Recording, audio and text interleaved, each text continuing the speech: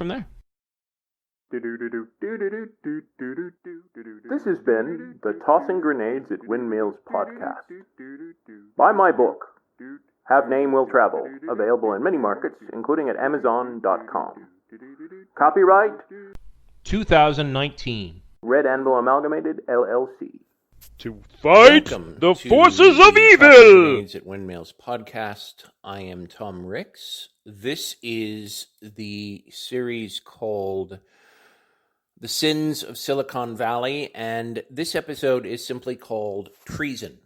So, recent news has shown what we probably should have suspected all along, that the Russian government has put out bounties on the Taliban in the Afghanistan conflict to kill U.S. troops in an effort to stir chaos, which is what they do. There have also been a lot of recent judicial decisions favoring Trump, specifically one that said a grand jury inquiry did not need to be passed on to the Congress.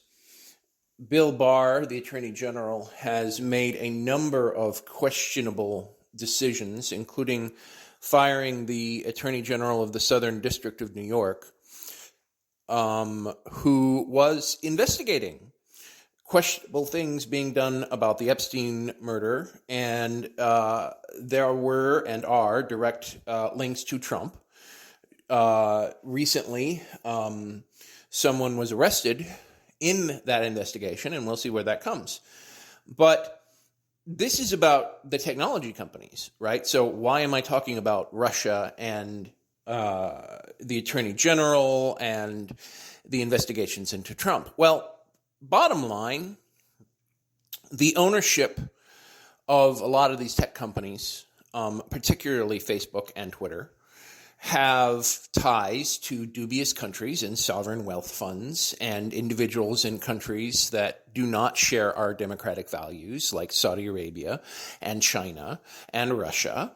And as a result, both of these companies, specifically Facebook and Twitter, knowingly turn a blind eye to massive swarms of Russian bots. Now, I'm sure you've read all kinds of headlines about Twitter playing whack-a-mole on these Russian accounts, but the fact of the matter is that if Twitter or Facebook really genuinely wanted to do something about the Russian trolls, they would.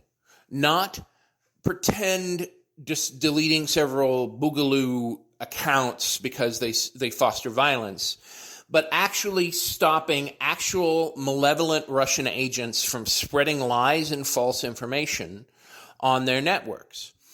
And I call it treason because that's what it is by the normal definition of the word. So for the semantics Democrats out there and the people who are idiots, of course, treason as a federal charge has a very specific definition in the Constitution, which, by the way, I'm doing another series on rebooting from scratch, because we need to have treason defined as the actual definition of treason, not the United States Constitution's version of treason.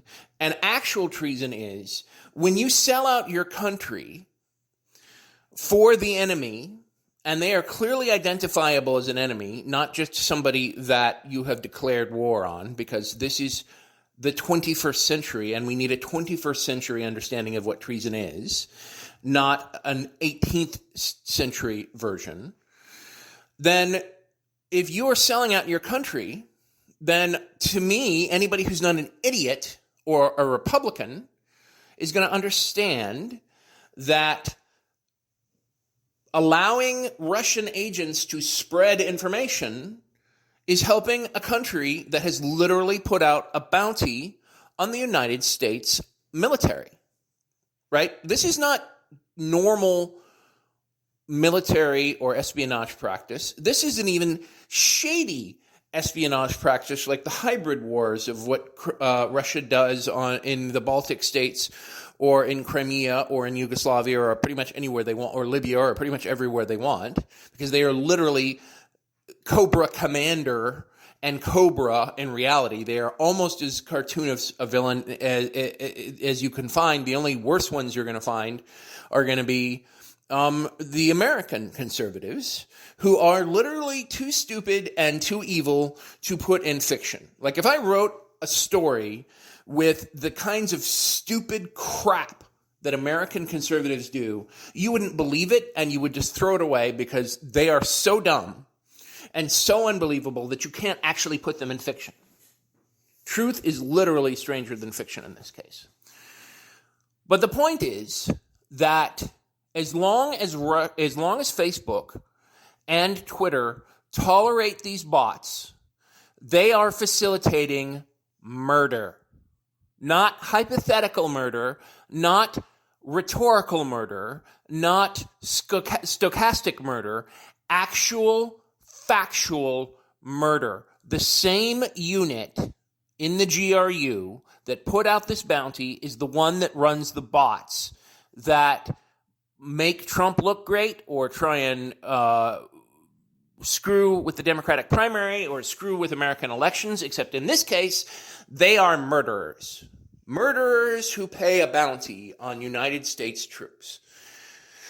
The fact is that with existing law, we could prosecute these companies with federal criminal charges. Of course, we're not going to, and that's another problem, quite frankly. The Democrats need the will to prosecute the Republicans for what they did. I understand the need for national healing and moving on, but we did that with Bush, and they just came back 8 years later worse than they ever were before.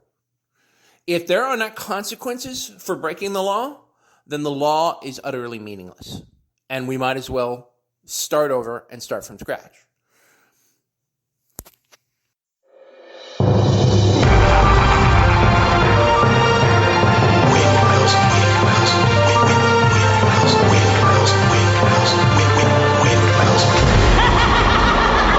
Welcome to the Tossing Grenades at Windmills podcast.